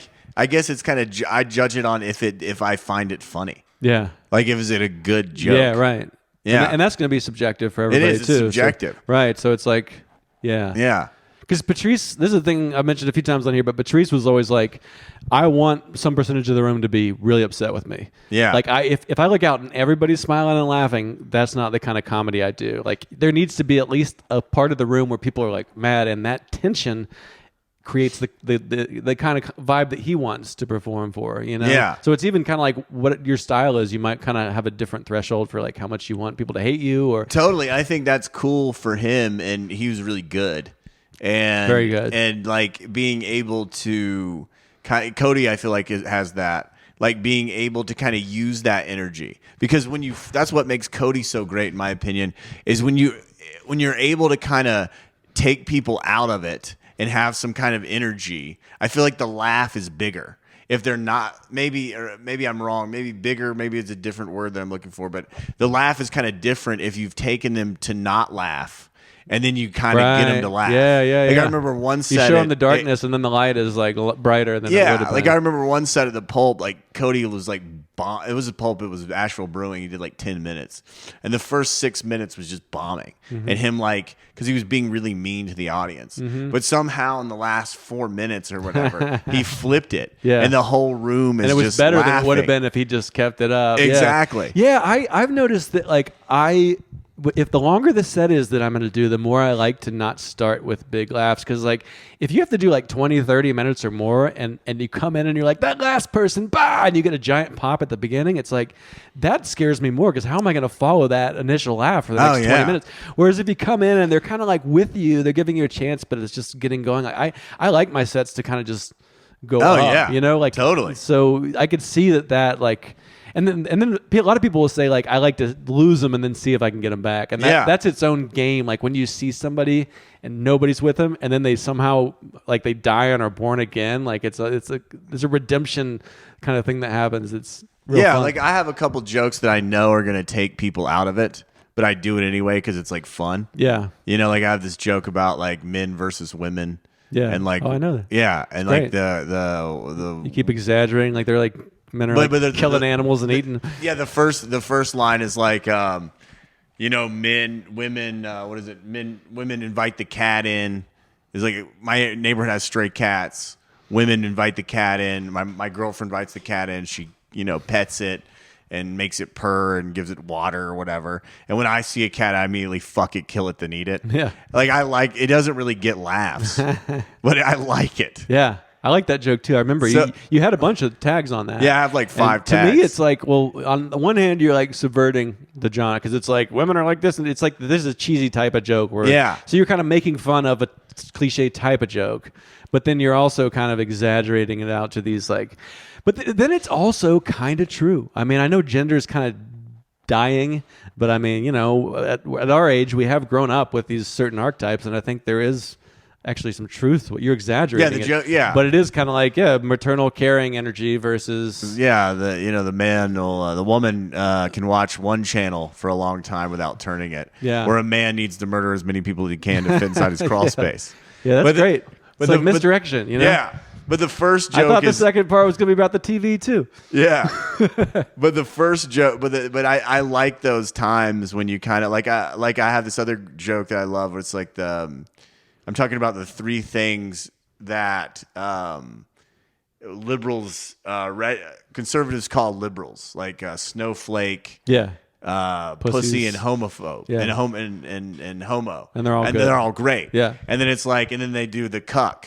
And it's like, of course I love eating men's cum out of my girlfriend's pussy. Like, of course I'm a cuck. It's great. And then it's like laughter, laughter, laughter. No, I'm not going with you. Like you do one too many. Yeah. You take it too far. Taking it too far. Like, I like taking it too far. Yeah, I don't want to like go you with you enjoy here. kind of like that's a joke. That's kind of like a different type of joke. Like to an observer that's watching a third party that's watching you in the audience, that final joke where they don't laugh is maybe funny to like a third person. Yeah, like you know what I mean? a little bit funny. It's like a different. Like I did that show at like like Jason Shoulder's birthday or something. And Rich Schneider, who lives in town, who's like a real I know who he is. famous comedian on some big level. time. Big time, dude. He was really nice to me. And he came up, he's like, he had a great set, great jokes. Hillary ain't got shit on Schneider. Yeah. Exactly. Our most celebrated. Yeah. And he was like, take that out. He was like, don't do that. Yeah. That joke is great. Yeah. Cut the cuck part. Yeah. That part is awful. It makes the audience stop laughing. Yeah, because he came from a time where it's it leaves like a bad taste in their mouth at the end. He came from a time where your job was to maybe I'm projecting on the guy. I met him like twice, but he came from a time where it's like your job is to make him laugh. Yeah, set up, punch, do the job. Set up, punch, and I'm doing that, and then it's like I'm not doing that. So it's like cut that. Yeah, but that's like my favorite part of the joke. Yeah, because it's like, wait, yeah, I'm not that. Yeah, and I think that's good. I mean, I think that works for me. But it's like, but I think it's like, who's the audience? You know, if it's like 60-year-olds with money who bought a ticket to see a nice comedy show, I would say maybe don't do it. Yeah, this is just if I were going to do it. But then if I'm at the Odd or wherever, or doing like a long kava bar set, I would absolutely do it because it's like I'm doing me. But I have like really enjoyed, like I got 30 clean. Greg Harden. Books for Funny Business. Yeah, I know like Greg. he does like a lot of like books, like a lot of corporate stuff like that. Things I don't necessarily want to do, but he was like, have you got 30 clean? So I spent a while working on 30 clean, and I really love that I have 30 clean because those shows pay more. I can do like a 30 clean set, and it'll pay for like going to Atlanta like next week to do some shows that probably won't pay like $40 or whatever, and it's, I really like just having that compass. It's like, this is the Rich Snyder advice version of who I am on stage at this point. Yeah. It's the best I can do without offending anybody for 30 minutes, and it works for everybody. But to me, like what you're talking about, and like Patrice, and like that makes me laugh a lot harder. Yeah. And I think that's more the future of comedy. But it's kind of nice to be able to like press play on your clean act, and just so you remember that, hey, there are good people out there who appreciate comedy. They're not dumb, but that's what they want. That's their taste. So I think it's kind of nice to, be able to like navigate different rooms. Yeah, totally. But also I think if you're really good at it, and maybe this is what maybe bookers don't understand or something, that you can do fucked up comedy. And you can make, like you said, the 60-year-old person coming. Yeah. If I'm really good at comedy, and I've locked them in, and we're having a good time, and it's fun, they'll laugh at the cuck stuff, even if they don't know what it is, because it's come like in the vagina though, and you're drinking it. I think that's gonna be be hard to get. I think they like. It depends how long my set is. If I have 20 minutes, I think they're gonna laugh. If I'm good, because it's like people, if you can kind of get people to open up and talk about anything if you kind of build this connection with them. And you're kind of like, well, that's true. We're pals. By the time they feel like they've been in a conversation for you for 20 minutes, like they're going to laugh at different shit. At the end of that than at the beginning, when they're like, who's this guy? I'm just judging him on his clothes. Or exactly. Like if I'm friends with this 60-year-old guy and I'm his like buddy, and we're drinking beers on his like porch, and I'm like, yeah, man, I ate my wife's cum, or all these people are fucking my wife, and I ate her cum. He might, okay, all right, that's interesting. But he might be like, I'm gonna have to ask you, go ahead and just leave. Over here on my porch. But I think with your friends, what if that happened to you? What if we were hanging out after this? And I would never say that. I would never say that. Yeah. But I do appreciate it. I mean, but if I don't said have that any to you, well, how would you feel? I mean, it does. It's just like you said about the set. It would depend on how we got there. If you like kept getting me, if it kept feeling funny in like small incremental steps, it could probably work. But what if I said it not being funny, just like, hey man, I got this girlfriend. I don't know if you've tried it, but I'm having all these guys fuck her. And I'm eating I would probably cum. just be confused. I'd probably be like, because it does sound gross to me. It doesn't sound like something. 'Cause let's be honest. You look at porn on the internet. People are turned on by different shit. I see shit all the time where I'm like, oh my god, I want to fucking throw up. Yeah. So for me, that'd be one of those ones where I'm like, that's fucking gross. You know? So maybe that's the difference. But what if? But I don't judge you. What if we've been buds? Are for you turned on by that? Like, years? can I ask you that? Would you? I'll answer that. Where do you find? Would it I sexy? be turned on by a guy eating cum? Yeah, like out of a. Not necessarily. Because if you were, then that might be the difference. It's like if you're turned on by it, you're more open to laughing about it. Whereas like I'm like, ooh. Yeah, I mean, but I think even if you're not turned on by it, it's funny. I don't want to see anybody's cum but mine, honestly. I mean, okay. And that's the thing I've noticed. Like porn, and people are like, people want to see other people. Like I don't even really enjoy seeing my. That's just not one of the many things that turns me on. Is what if we've been like buds for like 20 years, and I'm like, hey man, can I talk to you about something? That would help. I mean, and we have been friends for we've been friends for a long time. But I'm saying like that. It would probably make me uncomfortable a little bit. Yeah. But also, I think what you do on stage does not need to be what, like for me, it's like it works better on stage than it's funnier on stage than like it's almost like when somebody gets you alone and they're like, hey man, you ever? I'm like, I wish there was somebody else around. It's like, and maybe that's just my own like. Just growing up, getting like pulled aside by creepy dudes, I'm like, if there was like more witnesses to this, I would feel safer. Like when you put it in front of a good bit. When you put it in front of an audience, it's like there's a certain safety. It's like this is a public thing. But I think also I think that like, and I'm enjoying this conversation, exploring these things. Yeah, and you could be right too. Of like, maybe it's too much. Yeah, but I think I get grossed out easily too. So you might be like, I might be a kind of like a dude that's more towards the like end of like, ooh. But if you're kind of like understanding, okay, I like this guy. Yeah. Oh, he's making jokes. Yeah, right. And I can kind of go with him. Yeah. In this joke, I think that's what like. I think that, and maybe I'm wrong, but I think that if you're really good at comedy and you're in a corporate room, you can say that joke at a corporate engagement. Yeah. Like, hey, I like this guy. Like that's the most insane thing I've ever heard to try that in a corporate. But that's what I like about your comedy. Is Greg listening? I feel like Greg, you should book me on a corporate room. Let me try it. I've never done a corporate gig, but I use that as an example. But I do like shows for like it's a movie theater, and there's like everyone's like 60-year-old and white, and they paid like 20. So it's like that's as close to corporate as I've gone. But I think for me, like one of the things I like about your comedy is I think you do have a little bit of insanity, a little bit of like I mean like. You're not like Stanhope, but he's definitely like, a cult leader from another planet or something. I wouldn't say you're like that, but what your onstage persona is like I think you're pretty out there, and I think that's good.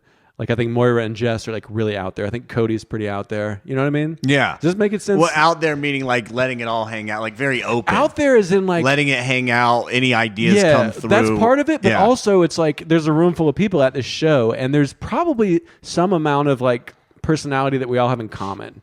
There's like a shared collective identity and a way of being, dressing, talking. I think you're out there in a way where you kind of like don't really adhere to like social norms as much. Yeah. And this is a thing that's come up on this podcast where a lot of people have come on and been like, well, the first thing you got to do to be a comedian is be an outsider.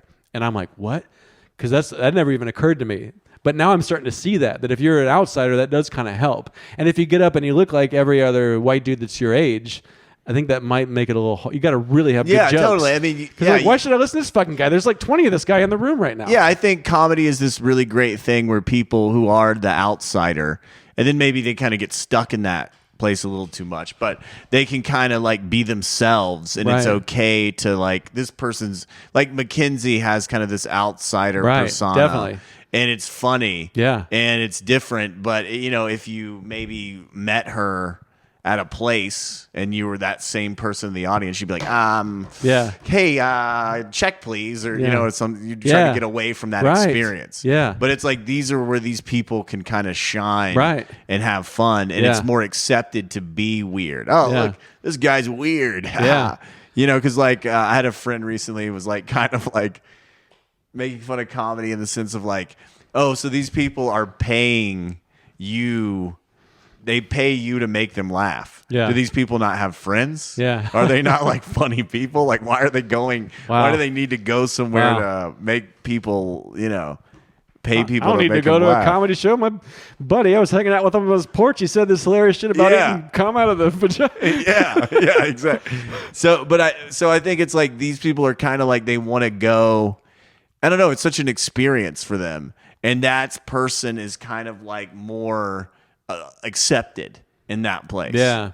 Oh, I like that. And Yeah. I would even say like even farther on that, like if you then like enough people see that and hear that, maybe they can be their own weird selves a little bit more. And like, if you get to the level of like Pryor or Carlin or somebody, then you actually influence the culture. At first you're some maniac getting up there saying things nobody said before, but then enough people laugh and are open to it that actually becomes a type of person that can be in the world. So that's like a really beautiful thing about it. And another beautiful thing, people love stand-up. Yeah. Like, especially now, I feel like people more than ever.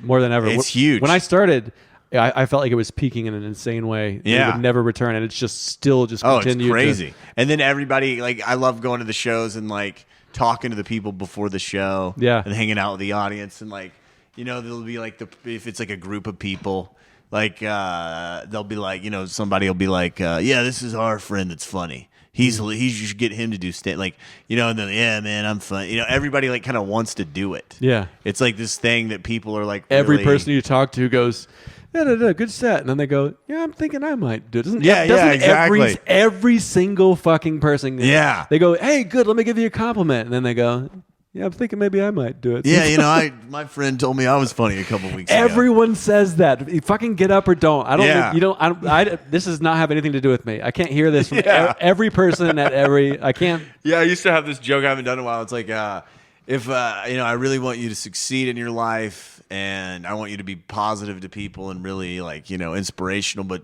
before you tell someone they're funny, please sit with yourself for a little bit, because this person might try to do comedy. Yeah, that's a good joke. Yeah. And then even if they are funny, just tell them they're not, because we have enough fucking comics. Exactly. There's enough of them. We're at capacity. Yeah. It's like I've heard like lawyers have, they create the bar exam. This might be a fact. I heard this, that they've they decide how hard the test is to become a lawyer, and they just keep making it harder because they're like, we don't need more fucking lawyers. Yeah. Let's make it so no one else can be one. Totally. So there's only so much money lawyers get. Exactly. There's only so many laughs. Let's do that with comedy. Let's start being mean to the new comics again. When I started, there was a mean culture. I think was it was mean to harder. You were never mean to me. No. Yeah, I don't think I was. I don't think I'm really mean. No, you weren't mean. Yeah. No, you've always been nice. Yeah. I think there was more mean people though.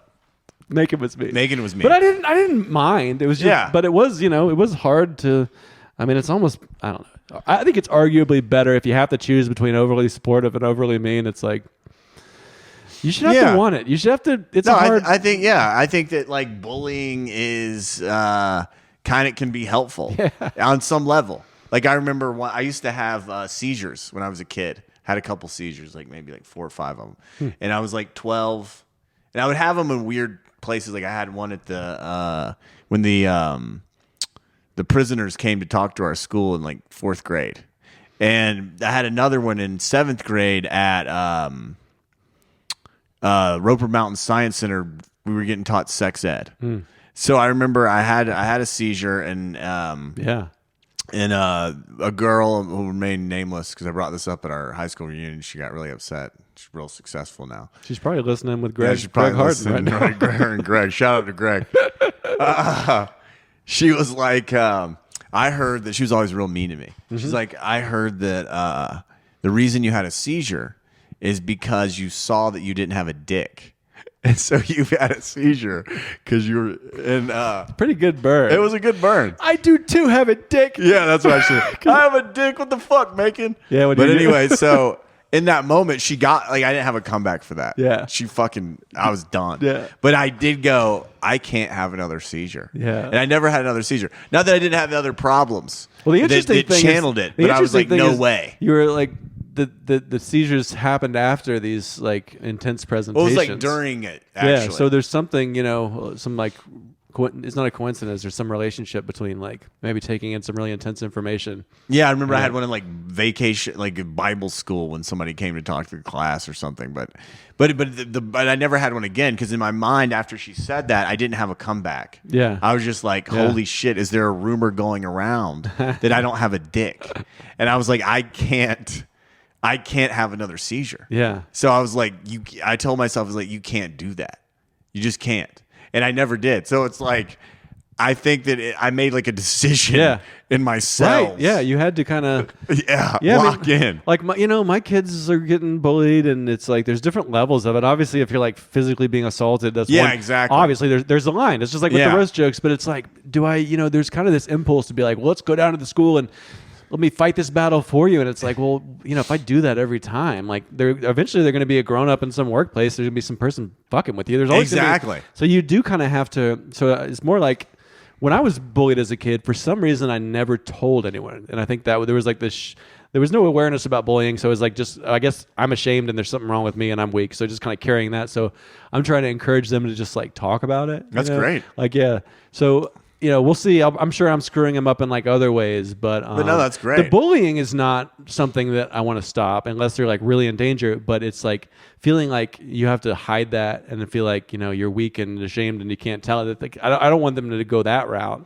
Yeah, but who knows? And I'm not trying to like be toxic positivity when I say this, but it's like people can only kind of hurt you with what. Yeah, and obviously there's I say this is a straight. If you're secure and confident, I say this is a straight white guy. Yeah, so like whatever. I mean, it's not whatever. It is like I do have like a privilege of that. Yeah, but at the same time, it is if somebody's the fun in bullying is I used to make fun of people in school. Yeah. I was really mean. Is getting the person upset because you feel shitty about yourself. Yeah, so now you're able to like. Push somebody else's buttons. And you see it bothers them, and they don't stay there like, oh, that feels momentarily relieved. I was on both sides of it too. Yeah, so like sixth grade, I bullied and was bullied. Just caught in that vicious cycle. I remember that there was a guy I call him Candy, and he was so mad. Don't call me Candy, And then it's like, what are you gonna do? Be all sweet in my mouth, Candy? Exactly. And that was the funniest part of it.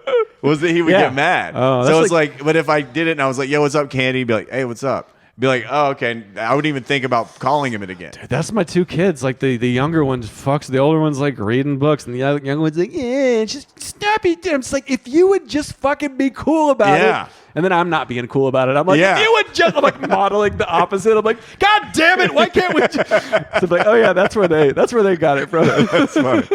Yeah, that's a funny joke. But yeah, that's funny. And yeah, that's true. It's like I think that if like that is where the bullying. So I think it's obviously you don't want to be mean to people. Yeah. But you do want to teach people not to take it so personally. Yeah. Because then it's not fun anymore. Yeah. It's like, okay, I'm going to go move on to someone else. Yeah.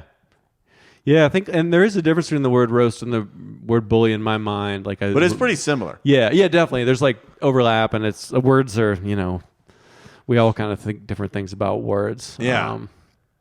Yeah. I don't know. Yeah.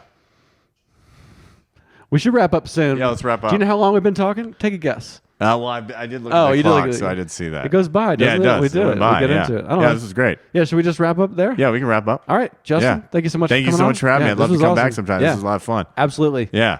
All right, bye. Awesome.